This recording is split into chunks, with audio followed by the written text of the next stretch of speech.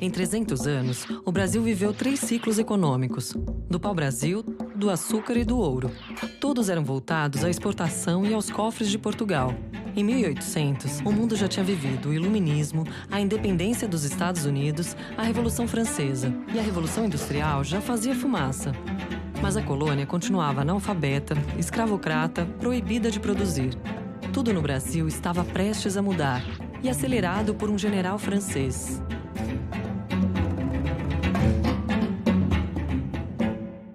Napoleão era uma ameaça a todos os países da Europa. Napoleão ressuscitou a ideia de Carlos Magno, não é, de ser o grande dominador da Europa. A França como centro da Europa e a dominação de toda a região.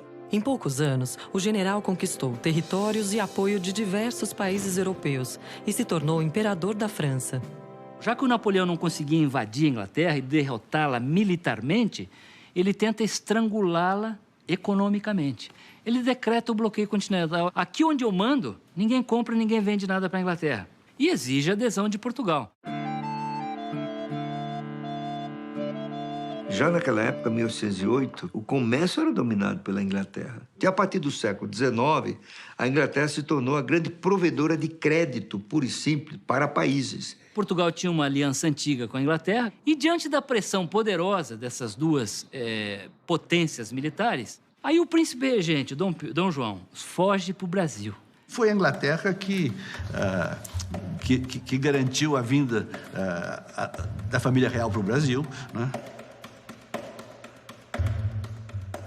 A vinda da família real fugida de Napoleão em 1808, ela trouxe entre 10 mil e 15 mil pessoas, que era a elite portuguesa. Toda a corte portuguesa, dos nobres, barões, príncipes, os grandes funcionários públicos, os chefes militares, escrivães de polícia, policiais. Toda a aristocracia portuguesa vem embora para o Brasil.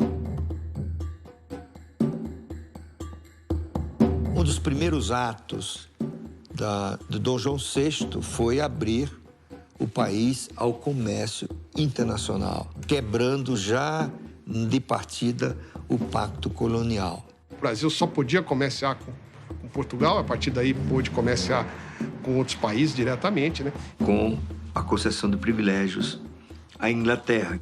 Com a vinda da família real, aqui a sede do reino passou a ser o Brasil. E foi um caso único na América Latina, né? Da colônia que vira sede imperial e da sede imperial que passa a ser gerida a partir da colônia. A metrópole virou colônia e a colônia virou metrópole. Significa que o Estado português se transferiu para Rio de Janeiro, né? A sede dele. E ele traz também o aparato do Estado português. Uma junta comercial, a Guarda Nacional, a Biblioteca Nacional, o Jardim Botânico, um Conselho de Fazenda, isso é, como se fosse um Ministério da Fazenda, onde as decisões da economia seriam tomadas, um erário real, onde as rendas seriam colocadas e analisadas. As cortes de justiça, ele traz a segurança, ele traz a imprensa régia.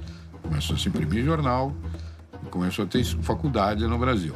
Ele cria fábricas de pólvora, fábricas de ferro.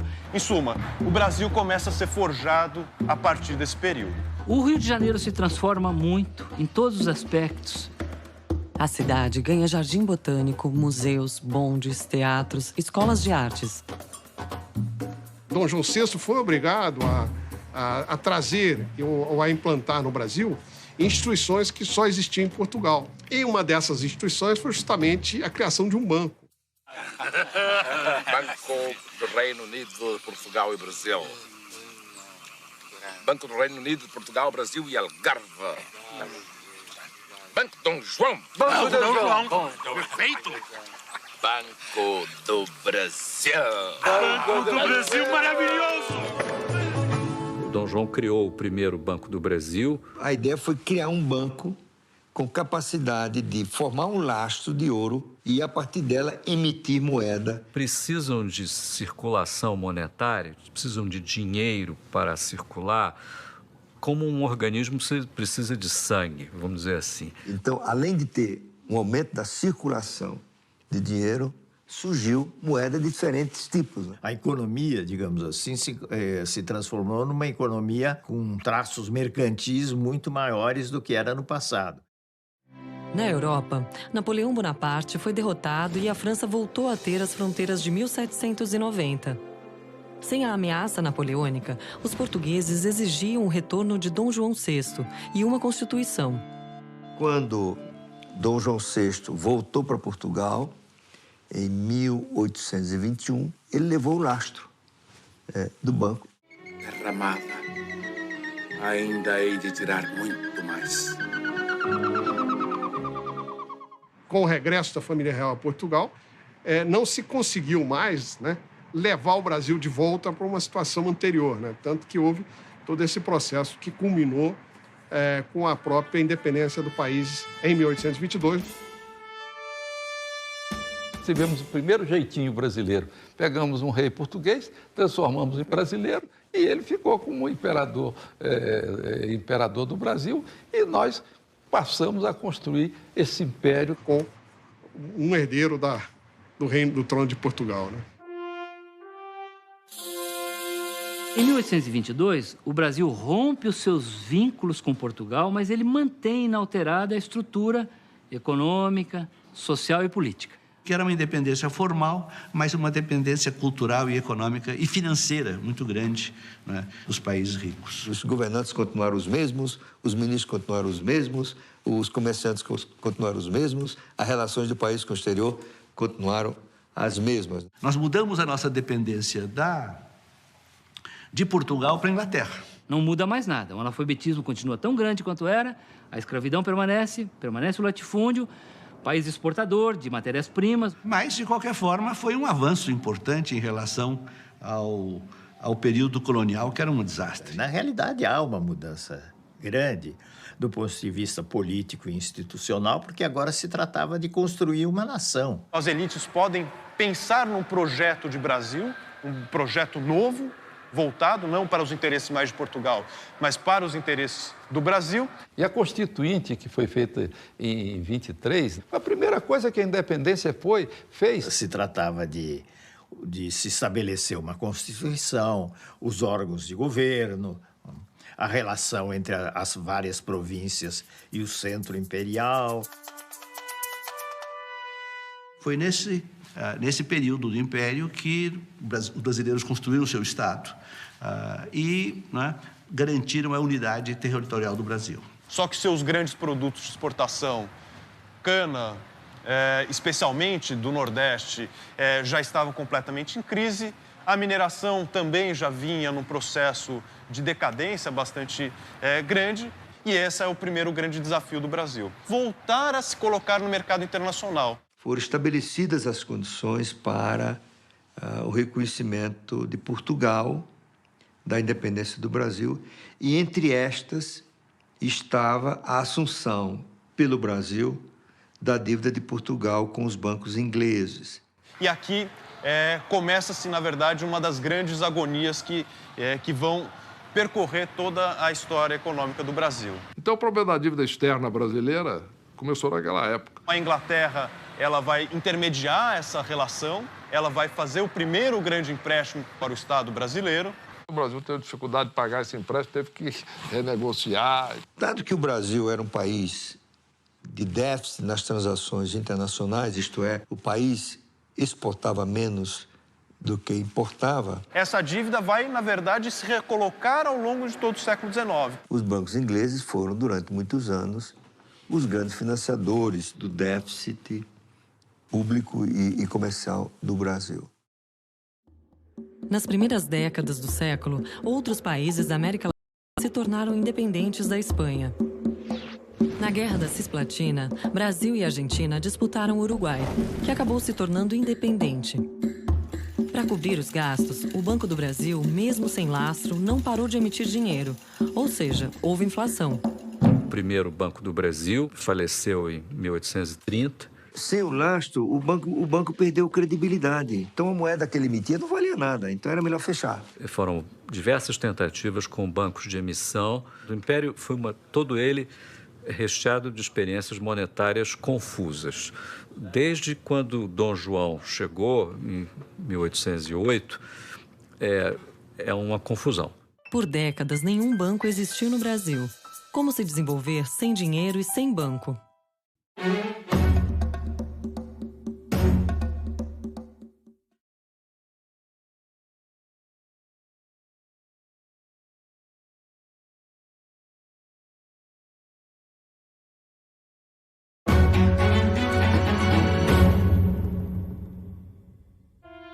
Enquanto o Brasil ficava sem banco, na Inglaterra havia mais de 400. Os bancos surgiram quando as pessoas depositavam metais, moedas, né, e recebiam certificados desse valor. Dificilmente todos eles iriam aos bancos ao mesmo tempo. Então, o que os bancos começaram a fazer? Eles começaram a emprestar. Do século XVII para o século XVIII, os bancos ingleses começam a emergir como os mais sofisticados da Europa. Que é nos bancos ingleses que nasce o crédito à pessoa jurídica. O Brasil, sem banco e sem dinheiro, ficava também sem imperador. Em 1831, Dom Pedro I abdicou em nome do filho, de 5 anos de idade, e o poder passou a ser exercido por regentes. Foram 10 anos enfrentando revoltas até que a regência decretou a maioridade de Dom Pedro II, aos 15 anos de idade.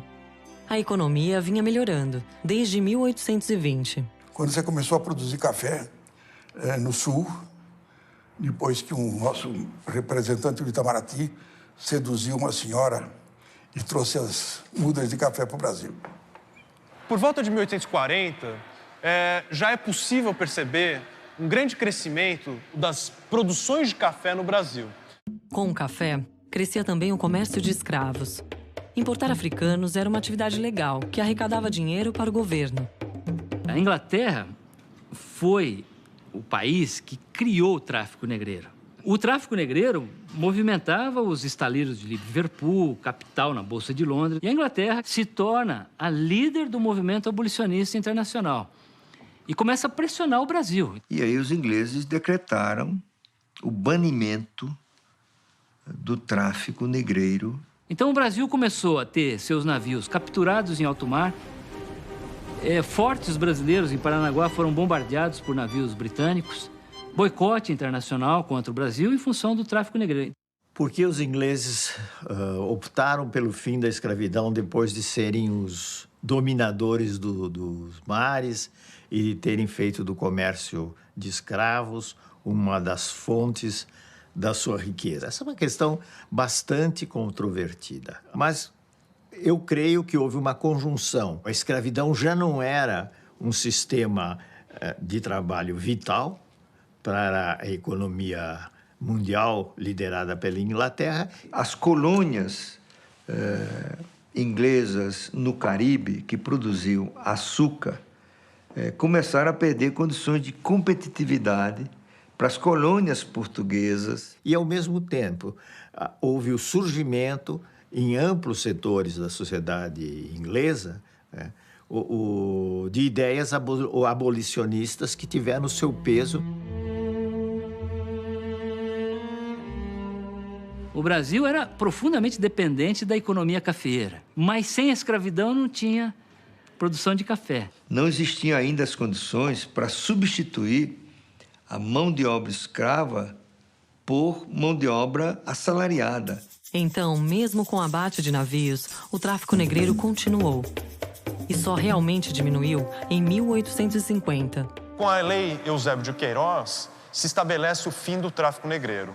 Isso é fundamental, porque definia que a escravidão estava com seus dias contados, ainda que ela levasse algumas décadas para efetivamente se terminar. É um momento de 3 grandes mudanças e 3 grandes transformações na economia.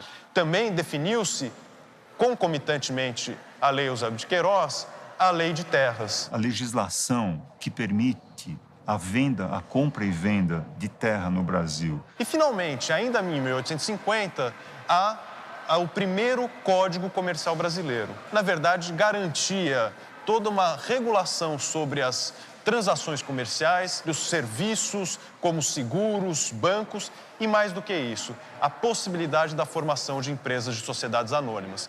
Eu diria que a grande evolução institucional foi a tarifa Alves Branco. Foi ali que modificou tarifas em 1946. Que são tarifas fortes, de 60% para a época era considerado forte. E o objetivo não era substituir importações, mas é o que aconteceu. Permitiu que se criassem algumas indústrias no Brasil por proteção tarifária. Em grande parte, Mauá é subproduto de transformações desse tipo. Quando o tráfico de escravos acabou realmente proibido em 1850, as pessoas que se dedicavam a esse negócio saíram riquíssimas, cheias de dinheiro, sem ter onde aplicar. E ele falou, ops, dá isso aqui, criou um banco, usou esses capitais e criou em 5 anos uma estrada de ferro, uma companhia de navegação no Amazonas, uma companhia de gás no Rio de Janeiro, que demonstrou o óbvio. O Brasil só precisava de boas instituições, só precisava que o governo central, forte, pesado, interventor e ineficiente não fosse dessa natureza. O Brasil teve tentativas de industrialização, mas é muito precário, muito incipiente. Por exemplo, nós temos os grandes projetos do Visconde, Barão de Mauá. Investe em ferrovias, fábricas e tal, mas esses projetos são abortados, né? Então, os pequenos, que para se tornar grandes, existiam no Brasil. Mas eles não podiam ficar grandes porque, a partir de um determinado patamar de crescimento, o Estado passava a agir quase que diretamente contra. Exatamente porque a sociedade escravista e latifundiária, oligárquica que nós tínhamos, inviabilizava o desenvolvimento industrial brasileiro. Enfim, a transformação das instituições legais e do ambiente jurídico que permitiu o capitalismo não era bem vista no Império. Era tudo vista com suspeição. Então, o Banco do Mauá foi estatizado e virou Banco do Brasil. Esse que está aí hoje. Você não tinha uma situação jurídica que permitisse separar a contabilidade da família do empreendimento, ou seja, criar empresa. E o Império tinha orgulho de só ter permitido a formação de 12 sociedades anônimas no Brasil. Tinha um decreto de Dom Pedro dizendo que era proibido executar propriedades de terras de usineiros da época. Mas o negócio foi desenvolvendo, foi melhorando e o Brasil passou a se desenvolver cada vez mais. Mesmo com tantas dificuldades, o Brasil se modernizava. Mas e o agronegócio? O agronegócio brasileiro também teve um desenvolvimento muito grande à medida que eles foram abrindo novas fronteiras. Então, a partir de 1850, 1860, a economia cafeira ela se acelera muito rapidamente. Então, o café ele rapidamente se espraia do Rio de Janeiro para São Paulo. Ele sai de São Paulo, ele vai para o Paraná, ele sobe do Paraná, entra no sul de Minas, vai para o Cerrado. Ele começa a assumir proporções gigantescas. Então, isso mudaria o padrão da economia e mudaria também regionalmente o motor da economia. Vai se tornando, então, a principal exportação do Brasil. O Brasil tinha quase que o monopólio da economia ou do mercado cafeeiro no exterior.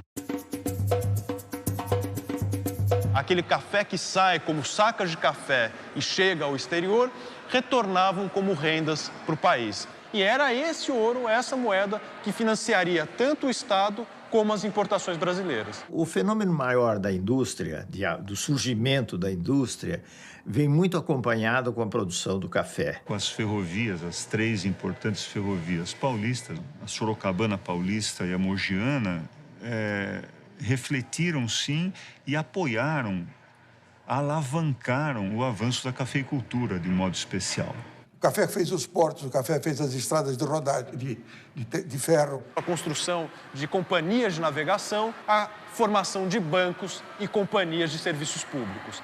Todos esses negócios podiam não depender diretamente do café, mas eram financiados ou sobreviviam às custas das rendas que o café gerava para a economia brasileira. Além do café, o crescimento também era financiado por empréstimos de bancos ingleses. Era o financiamento para o pagamento de projetos da economia brasileira, era o financiamento para o pagamento de novas dívidas. Você precisava sempre de recursos crescentes para pagar suas dívidas anteriores. Por isso, a dívida ela tende a crescer ao longo do tempo e o Brasil precisa recorrer, em vários momentos, a refinanciamentos, chamados, por exemplo, de founding loans. Na Europa, pequenas nações se uniam, criando Itália e Alemanha. A segunda revolução tecnológica foi muito calcada também em conhecimento científico.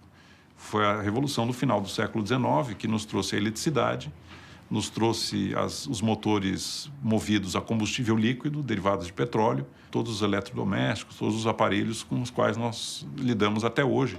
Com a segunda revolução industrial, Manaus e Belém viveram sua Belle Époque, financiada pela exportação de borracha usada para fabricar pneus de bicicletas, a moda da época. Mas o Brasil, mais uma vez, ficou para trás. Então, é aí que está o pepino, a passagem para o capitalismo, quando houve capitalismo na Europa. Aí os Estados Unidos teve condições de fazer a sua revolução capitalista, a sua revolução industrial, enquanto que o Brasil só vai fazer isso 100 anos depois. Quando chega em 1800, os Estados Unidos é apenas 2 vezes mais rico em termos de renda per capita que o Brasil. E no final do século XIX, ele vai ser 5, quase 6 vezes. A economia brasileira, que quase não cresceu, passou a competir com a economia dos Estados Unidos, que multiplicou-se por 15. Os Estados Unidos fizeram uma arrancada para a vitória, essa expressão popular extraordinária, e o Brasil patinou. O Império, basicamente, é um fracasso econômico. O Brasil não tinha as instituições básicas que permitiram que o capitalismo funcionasse. O Joaquim Nabuco diz o seguinte, que o Brasil ele mobilizava tanto capital no tráfico negreiro que inviabilizou um projeto de industrialização mais cedo. Curiosamente, foi na Guerra do Paraguai, o maior conflito armado na história da América do Sul, que cresceu o apoio popular à abolição. Pela primeira vez, brasileiros de diferentes regiões se encontraram nos campos do Paraguai. Não só brasileiros brancos, mas também escravos. O que virou um problema, né? Quer dizer, eu sou branco, livre, e o cativo aqui, que eu exploro lá no Brasil, está lutando pela mesma pátria. Então, isso faz com que, depois da Guerra do Paraguai, recrudesça o movimento abolicionista no Brasil. Mas, sem outra maneira de produzir, o país se agarrava nas saias da escravidão. Ocorreram vários esforços de substituir a mão de obra africana, cativa, por imigrantes brancos da Europa. Mas as primeiras tentativas fracassaram, porque os fazendeiros queriam tratá-los da mesma forma como tratavam os seus escravos. Enfim, não era um problema fácil de resolver. No caso do Brasil, ele foi sendo resolvido com o tempo. O Brasil foi um país que retardou enormemente o fim da escravidão. O Brasil foi o último país do mundo ocidental a abolir a escravatura, ou o alto atraso na abolição da escravatura refletem uma certa inércia, uma certa dificuldade do país se transformar em direção às direções assumidas por outros países. Então, o Brasil, na segunda metade do século XIX, se tornou um pária internacional, mais ou menos como foi a África do Sul durante o regime do Apartheid. Quer dizer, o Brasil é um país que as mudanças sociais, elas são lentas. E no Brasil isso foi conseguido quase que sem nenhuma disputa, né? Quase que veio de fora para dentro, a abolição, porque os ingleses primeiro bloquearam, impediram o tráfico, né? Depois surgiram as leis subsequentes. São as famosas leis que a gente aprende na escola, lei do ventre livre, lei dos sexagenários, etc, etc.